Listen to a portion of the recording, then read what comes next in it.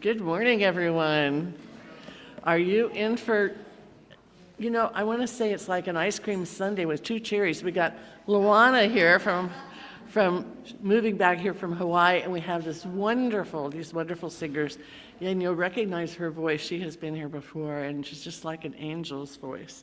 But anyway, I'm Reverend Dr. Mary Mitchell, and I'm the practitioner of the day and the MC, and I'm happy you're here. And if you're new with us for the first time, we have an information packet on the back wall. I think it's in that purple packet, and it has everything you ever want to know about us. Right now, we're going to have music by They're calling themselves Living in Love. Thank you.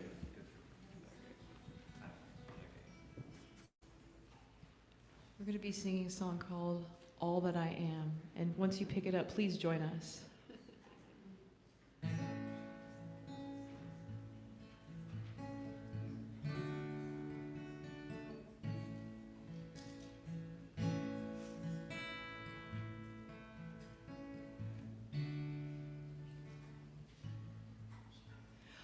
All that I am, I offer at the altar of love. All that I am, I offer at the altar of love. In sweet surrender, in sweet surrender. All that I am, I offer at the altar of love. All that I am, I offer at the altar of love. In sweet surrender, in sweet surrender. All that I am, I offer at the altar of love. All that I am, I offer at the altar of love. In sweet surrender, in sweet surrender. All that I am, I offer at the altar of love. All that I am, I offer at the altar of love. In sweet surrender, in sweet surrender.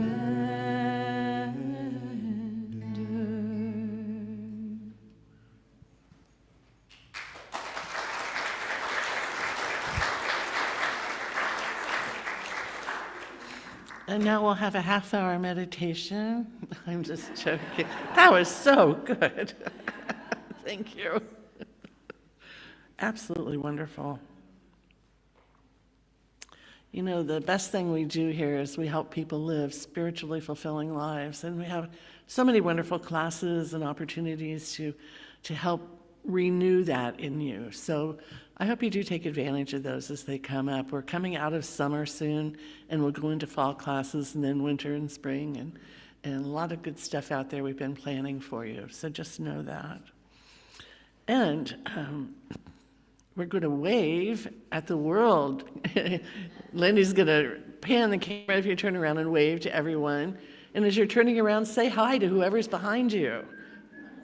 Yeah, it's great. We've got people all over the world watching our service, and I know that's true. Good job, Lindy. Thank you. A lot of people watch this. I'm just really amazed when I find out. I mentor someone who's taken ministerial training at Reverend Andrea's church in Bellingham, and she watches this every Sunday too. It's really great. I know, it's really sweet. If you have a cell phone, if you would silence it right now, we'd appreciate that. We have a few announcements. Do you want to talk about the workshop? I'm sorry, would you like to talk about your workshop? Sorry about that. It's the first thing on the list here, so. I'm doing a workshop. Right after the service, I'm doing a workshop based on Lynn McTaggart's work called The Power of Eight. And it's just, well, there's a lot to it, but, oh gosh. Lynn McTaggart started out as a investigative journalist, and she started investigating this thing called the field, and found out that it was consciousness. And then she started experimenting with the power of thought, and she went into experiments to plants and seeds and all kinds of things, and she got a lot of really elaborate backing. And consequently, she found out that, guess what? Thoughts are powerful, and thoughts are creative, and so on and so forth. And so she put together these groups of 8 just as an experiment, and started seeing miracles. Now, I've been facilitating these miracles and these Power of 8 groups for about 7 years now. And I'll tell you about some of the miracles that I've witnessed in our Power of 8 groups if you want to come and join us after service. There's no fee, and just come and join us if you'd like. If that sounds interesting to you, is that enough? That's good.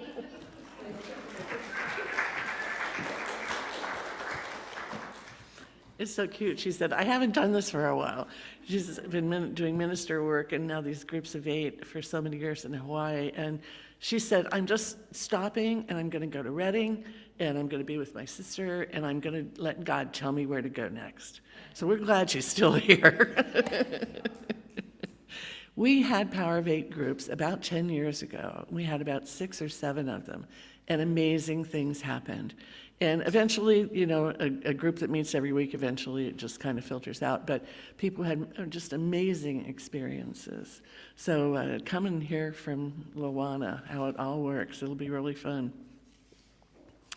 Tomorrow evening, we have something new, Silke Richmond, Memory Maintenance and Somatic Yoga. Tomorrow night, 5:30 to 6:45. And then the choir's going to start practicing again, so that's exciting. They'll be doing rehearsals. You know, I may sing in the car, but I don't sing anywhere else. And I thought, well, if I went to choir, I could hide in the back a little bit, and then it said rehearsals. Uh-oh. No, I think I'll pass on that. But if you like to sing, it's a great group. They have a lot of fun. They'll start practicing August 21st, which is Thursday, 7 to 9 p.m. here. And then we have Friday evening, Speak Your Truth, Poetry and Prose, Open Mic Night. This is an amazing experience. People come forth who've done some writing in my memoir class, or they've written a poem, like Christy's doing poetry, and they just get up the nerve to stand in front of everyone and offer their truth. And it's just an amazing experience. So Friday, August 22nd, 7 to 9. And then we have a pair of keys, a set of keys that somebody found last week. And if they were for your car, obviously you got here, so they might not be yours. But if you hear of anybody that lost some keys, Lori has them in the office. And then Saturday, August 23rd is the Moon Circle. Now, she usually gives us an in-depth discussion about what stars and herbs and things go with her evening, but she didn't yet. So it's Saturday, August 23rd, 6:30 to 8:30. Next Sunday is Potluck Sunday, so if you would be so kind as to bring some food, and the kitchen cookies can take a break from cooking, and we'll just enjoy whatever shows up. So there you go. That's the announcements. We don't have a reading this morning, but we will have the bell. Christy will do that. And the bell 3 times, it's a practice that if you ever talk to Dr. James, it's time to go within. It's time to settle down, time to clear the mind. So just enjoy the bell. And afterwards, I'll do a prayer.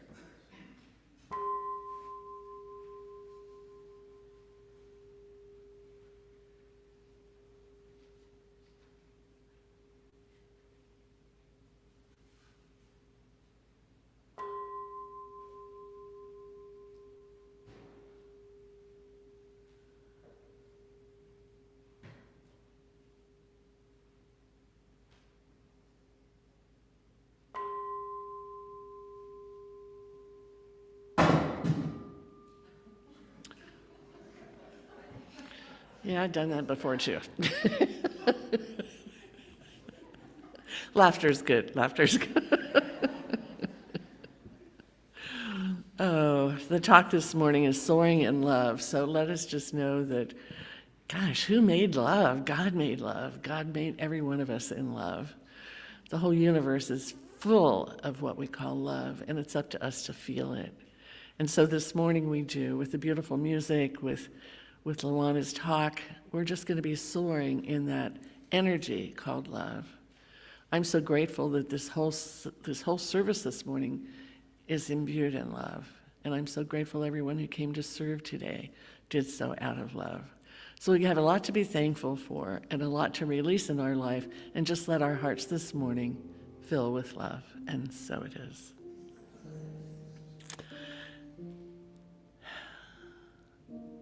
I have to say a couple words. Oh, please. She just found out our talks are 27 minutes. She's like, oh. But Lindy will give her cue cards. Lewanna took her training here and was part of a group of ministers that were all just still like sisters. And it's been so wonderful. When we went over to see her when she took her ministry to Hawaii, it was amazing how much she had put together over there. She had weddings on the beach, and people would come up for all over the world. And we want to have a wedding in Maui. Yeah, you want it on the beach? Yeah. And she would do that. She was extremely popular.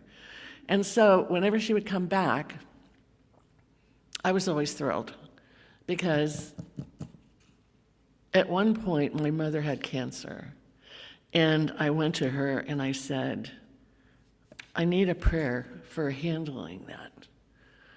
And then after that, she said, I had been divorced 3 or 4 years. So Mary, how's your love life? I said, don't got any, don't want any, and I'm just fine. She said, then it's time for a goddamn treatment, excuse me. Yeah, because she said, you're not yearning, you're not hanging on to that, you're not putting negative energy into it.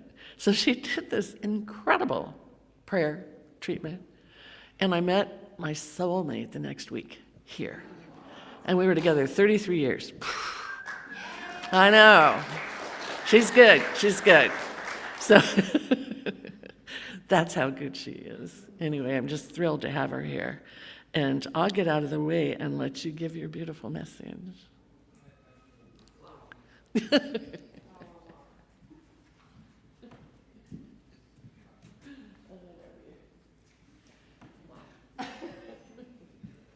Oh my gosh. Whew.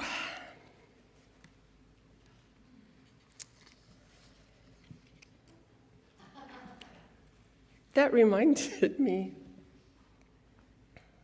of the first time that I spoke on a Sunday from this podium as a practitioner. And this girl was a practitioner that had to go to Toastmasters for 6 months, and I am not exaggerating. I had to go to Toastmasters for 6 months to be able to just come up here and introduce myself and to do a reading that somebody else wrote. And then I graduated into being able to do a prayer, spiritual mind treatment.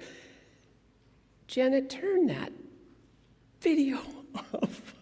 That's my sister walking up here with her camera. Jeez.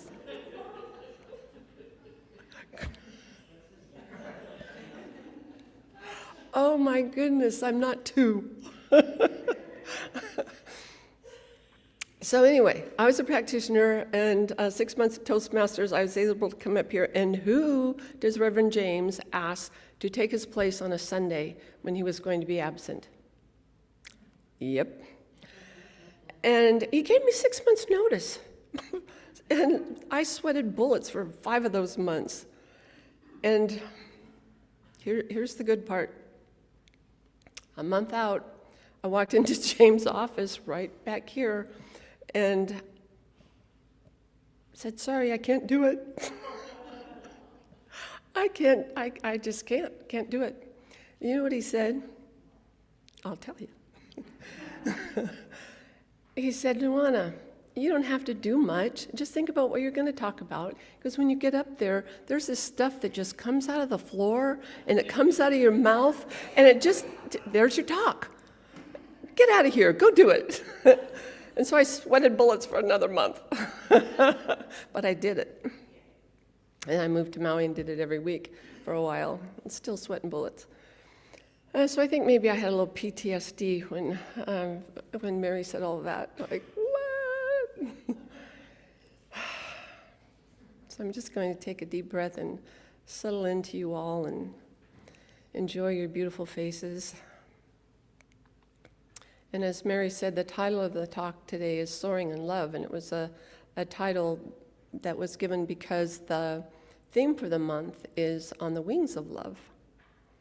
So I'm going to begin with my favorite love story. Silence. It has to do with my daughter. It was my daughter, of course. And she was born, of course, as most children are, just this little bundle of unconditional love. And I was intrigued. I didn't have her till I was, I don't know, maybe a month before I turned 41 or something. And I was intrigued by her from day one. And as she grew into, her infancy and toddlers, I was just always totally amazed at how much she understood and could convey what love is. And it was totally unconditional. It was totally unfiltered. And as she got her words as a toddler and a little bit bigger, she would still express this love in ways and terms, and she meant it. She knew what she was talking about. So one day we were sitting on the edge of her bed, and I looked at her and I just said, Marissa, if somebody asks you for the definition of love, somebody asks you, what is love? What would you say? She looked at me after thinking for a couple seconds, and she said, love is understanding. Love is understanding.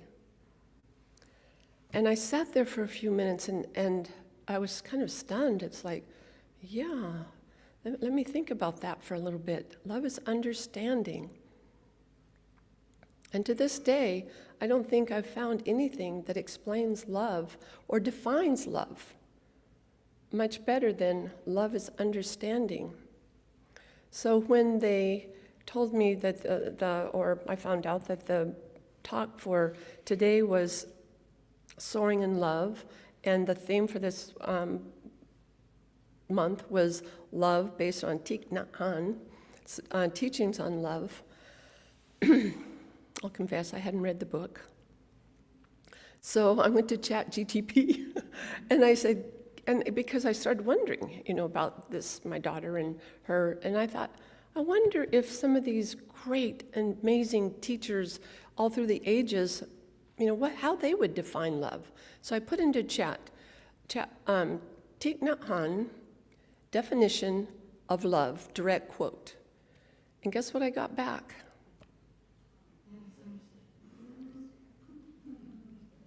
Yep. It said, love's second name is understanding.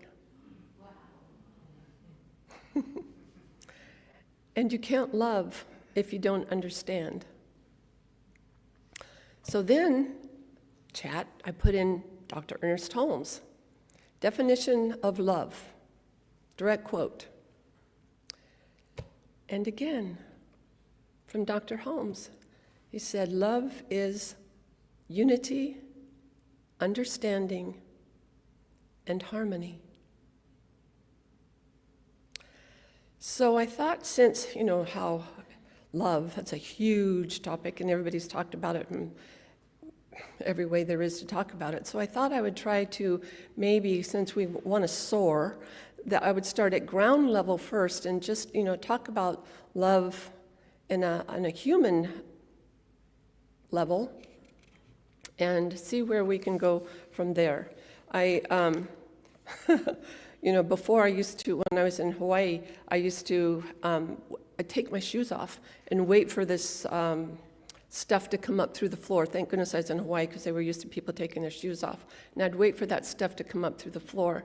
And now I write notes because I don't want you to feel I don't want you to feel like you're trying to get a drink of water out of a fire hose.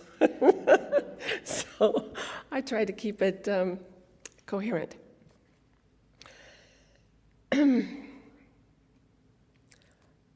So thinking about love like that and the understanding of love on the ground floor of love, on our human level.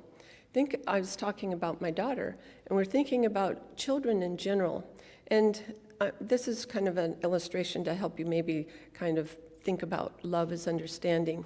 You know, you have your kids, or say your child and another child and a group of kids, and they all are playing together, and then the two of them get together and they conspire to do something really bad, and they do something really bad.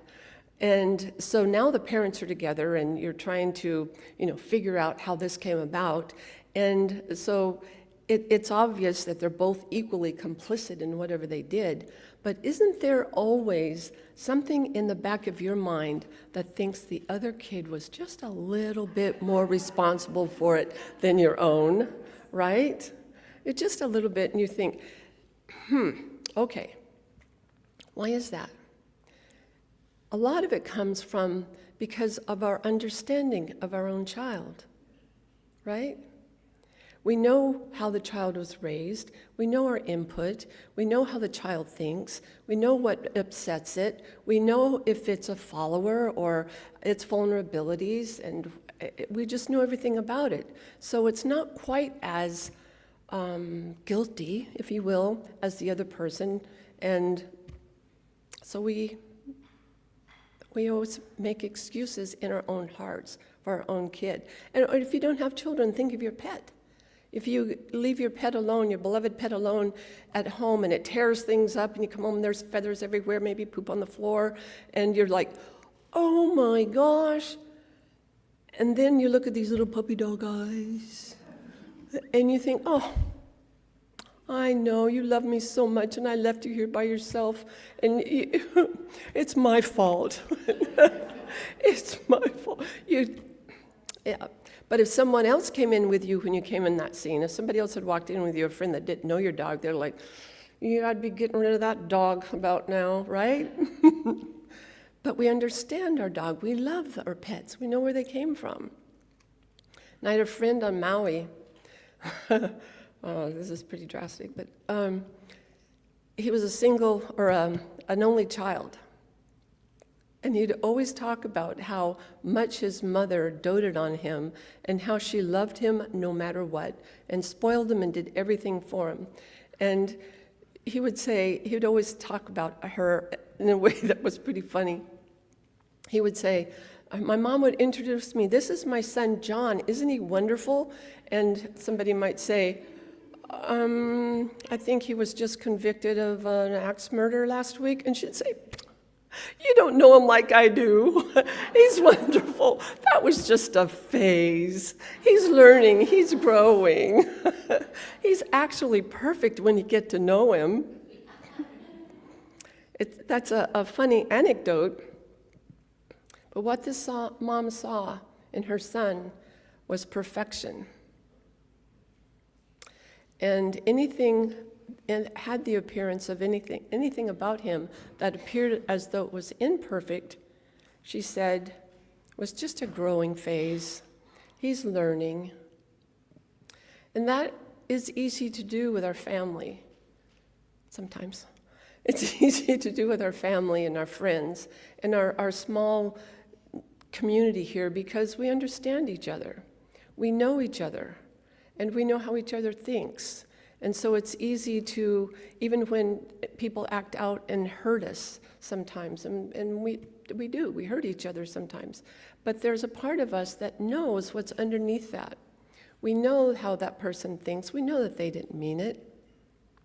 They would never hurt us consciously, and so we forgive them. We act as though it didn't happen. So when we take that kind of love and understanding that human love and understanding. We're still on the ground level, but we've taken off. We're climbing a little bit. We're going to gain a little bit of altitude. And what's missing is a deeper love. And what's missing? I'll give you a hint. Where are we right now? What is this place? It's the center for what kind of living? It's the center for spiritual living. So what do we need? We need a spiritual understanding, a deeper understanding of what's going on. Because, man, let me tell you, things are changing in this world at lightning speed. And our number one defense, our first response has to be love, with such a deep spiritual understanding. Otherwise, we'll never get off the ground. We'll never reach that ability, that altitude to soar. And Dr. Holmes wrote in The Science of Mind, "I believe that love is everything. Therefore, I accept love as the healing power of life. I permit love to reach out from me to every person. Every person. Love flows through me to heal every situation. Love opens the way. It makes it the way straight and perfect and glad. Love forgives everything that is unlike itself. It purifies everything. Love converts that which is commonplace into that which is wonderful." That's pretty lofty.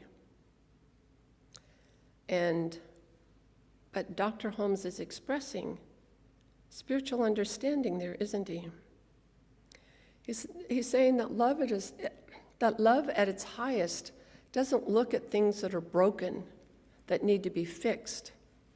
Love at its highest lifts things up into wholeness. It elevates the appearance of things into wholeness.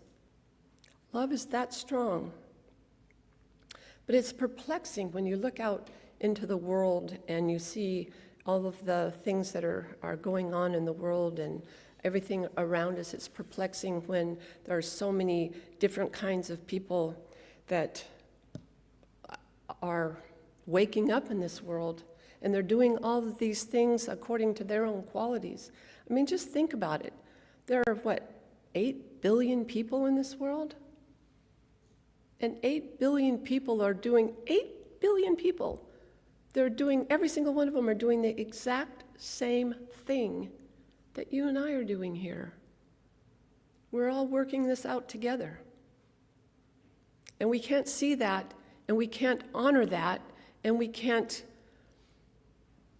trust in that unless we have a very deep and high spiritual understanding.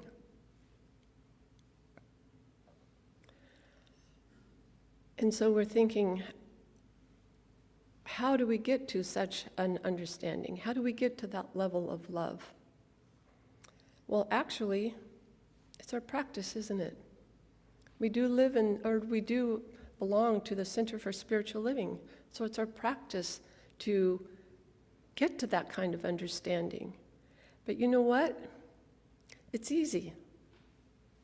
It's really easy, and we don't have to start and go right to the top and quote Earnest Holmes and become Earnest Holmes to where we walk and think that everything is going to, all we have to do is love it and it's going to perfect itself and we're going to be healed and we're going to be changed and all of that.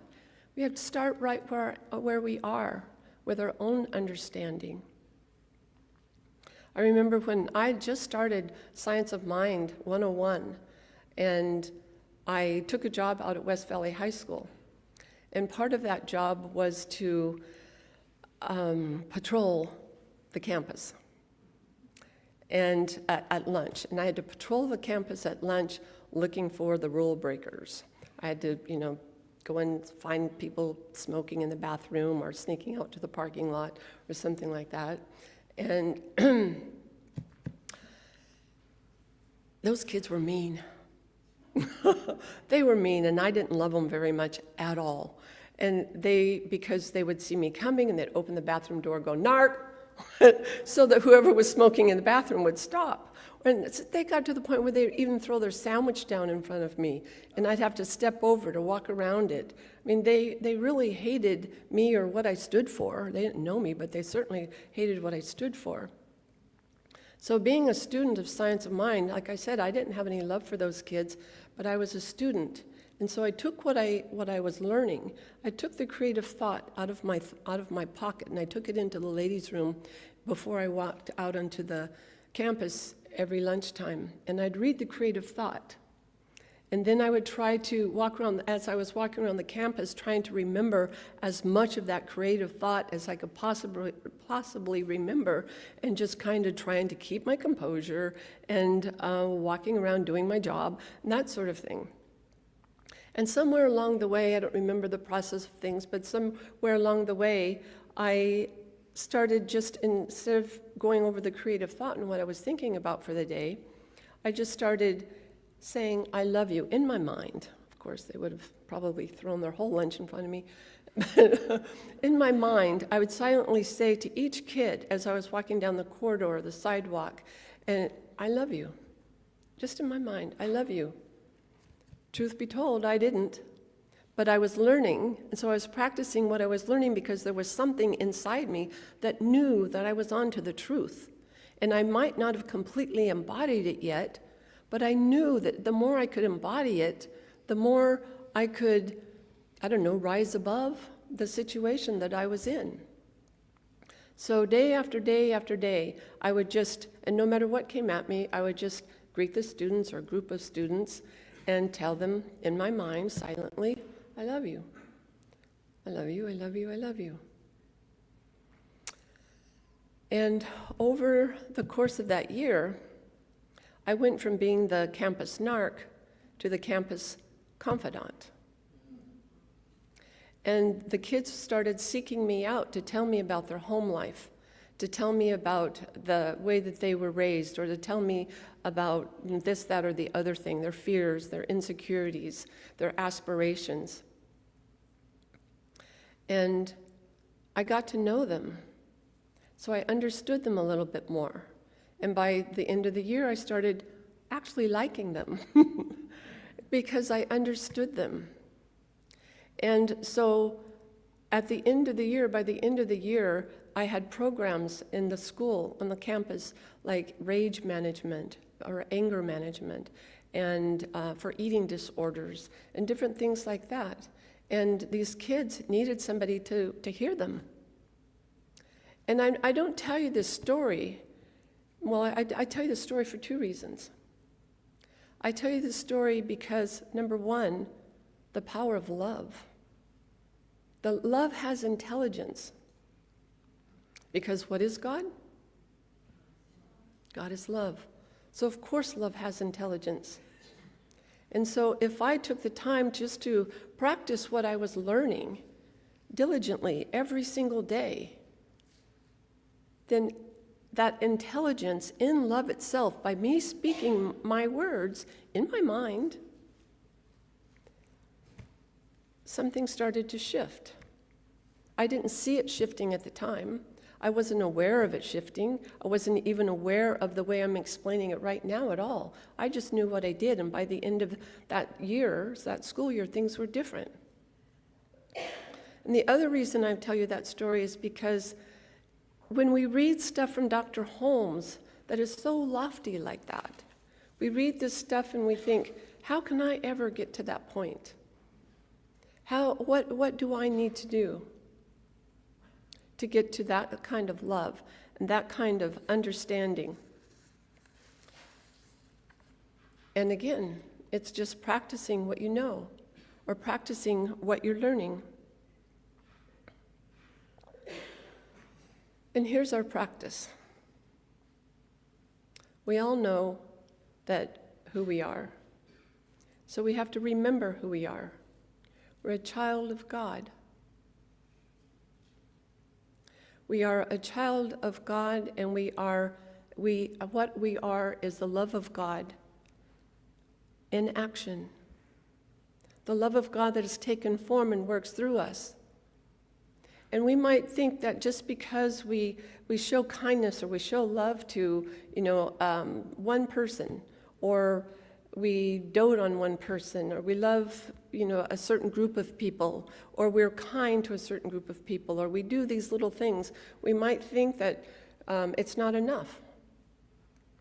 But God knows what God is doing by means of you and your life, and where you give your attention, and where you give your love.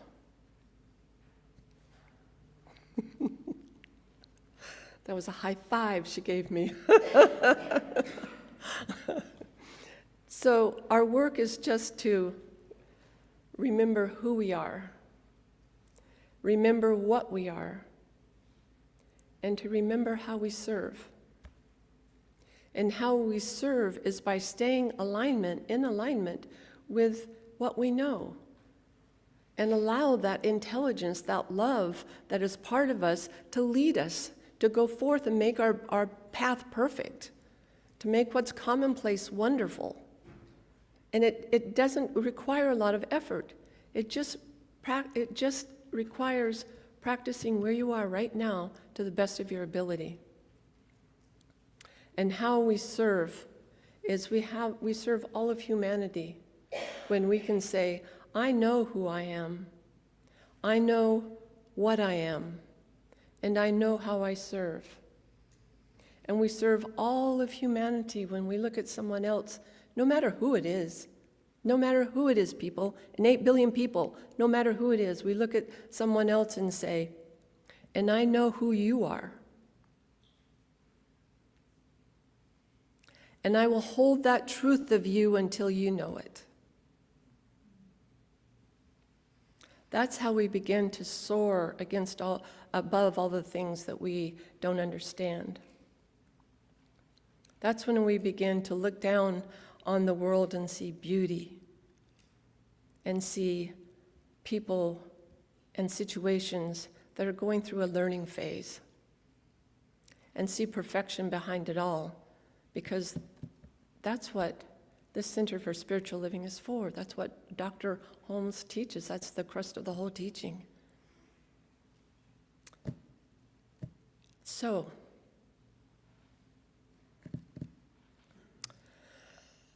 there you have it. How can I wrap up this last page in now probably 2 minutes? But I think that's it.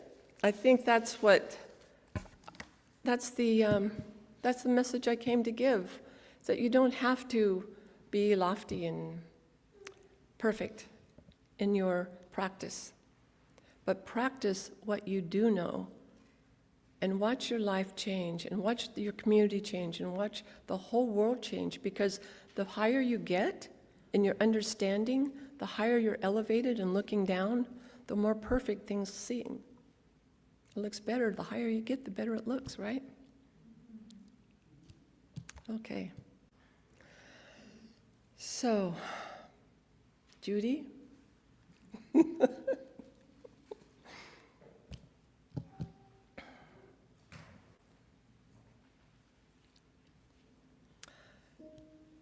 I don't know if I have much of a prayer. The other day, not this sister, she's the honorary one. My other sister, asked me, do you ever talk to God? And I said, yeah, I do, but I try to listen more. And my prayer is usually something on the line of, what do you want to teach me, and help me to learn it? What do you want to teach me, and to help me to learn it? And then listen.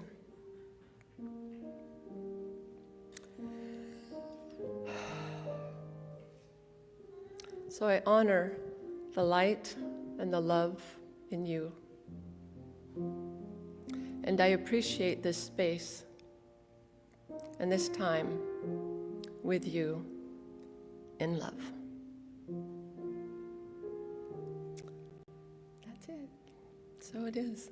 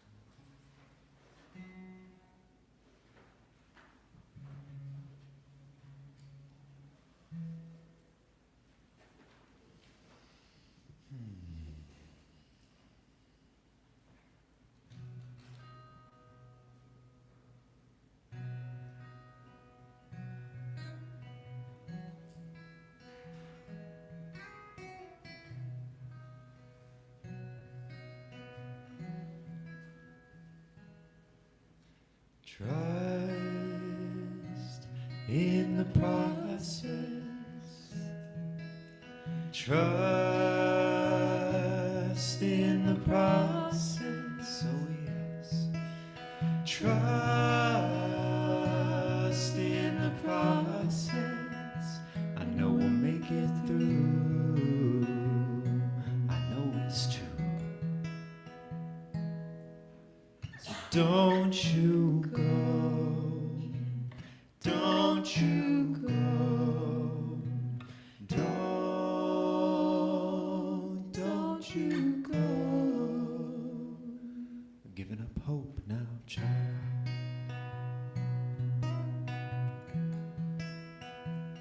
We will find our way.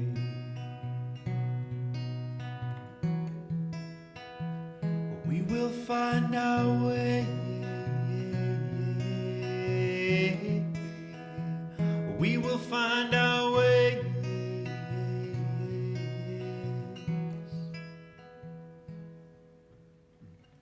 So they say that the light burns brightest right before it's gone, and the darkness is darkest right before the dawn. But no matter what we face, we will always make it through. I know it's true. I know it's true. That's why we trust in the process. Trust in the process. Oh yes. Trust in the process. I know we'll make it through. I know it's true. So don't you go. Don't you go.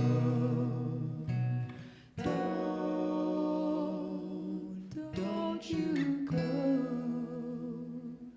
Giving up hope now, child.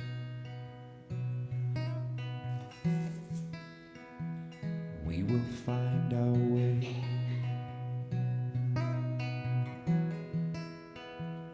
We will find our way.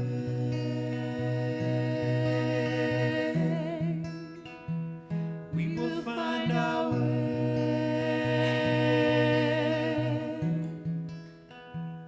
We will find our way.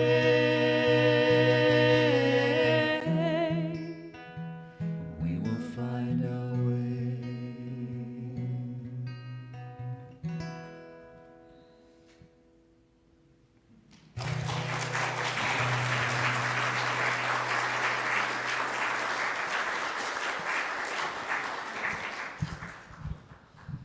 I just want to say that my brother Cody is also visiting from Maui. Coincidentally, got some Hawaiian energy here. Aloha to you all.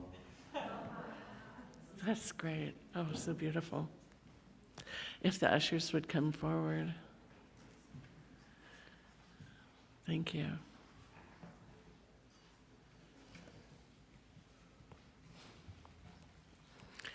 Cody's chosen a musical. Musical? He's going to play a piece of music for us. Yeah. Instrumental. Oh, there we go, instrumental. All right, go ahead.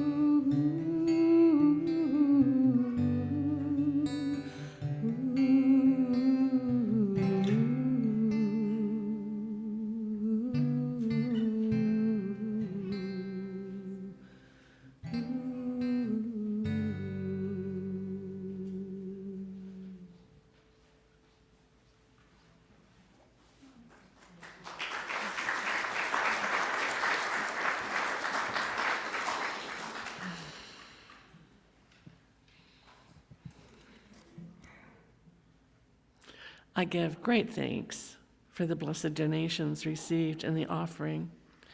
They come in this morning and they come in all during the week.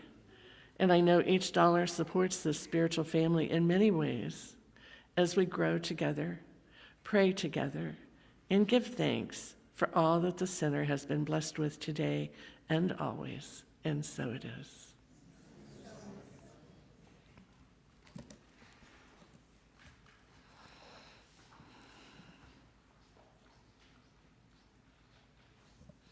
Did you want to say anything else?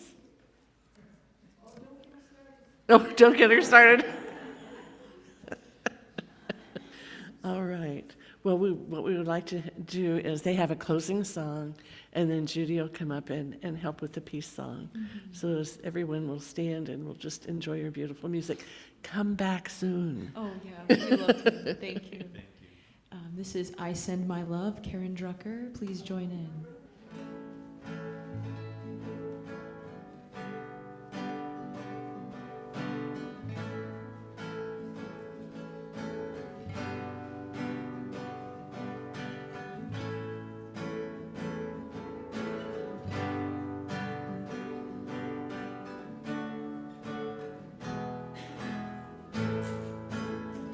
I send my love over the mountain. I send my love over the sea. I send my love into the heavens, and it returns to me. I send my joy over the mountains. I send my joy over the sea. I send my joy into the heavens, and it returns to me. I send my power over the mountains. I send my power over the sea. I send my power into the heavens, and it returns to me. I send my peace over the mountains. I send my peace over the sea.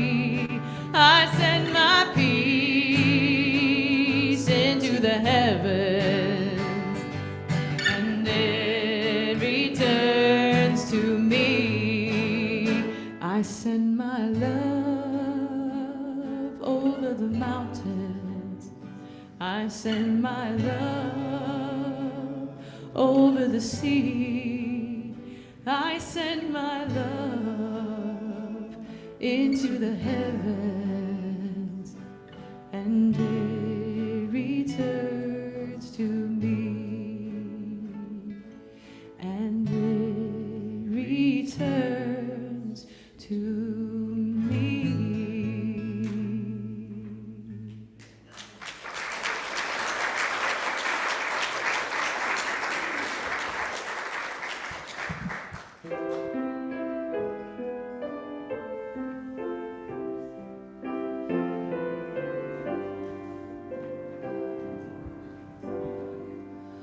Let there be peace on earth, and let it begin with me. Let there be peace on earth, the peace that was meant to be, with God as calm of storms, night in all are we. Let us walk with each other in perfect harmony. Let peace begin with me. Let this be the moment now. With every step I take, let this be my solace vow. To take each moment and live each moment in peace eternally. Let there be peace on earth, and let it begin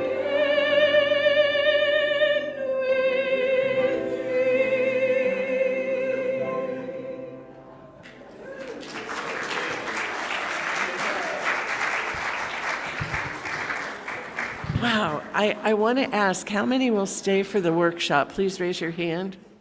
1, 2, 3. Oh, good, good. So let's have lunch about 20 after 11. Come back in and we'll have a great time. Thanks.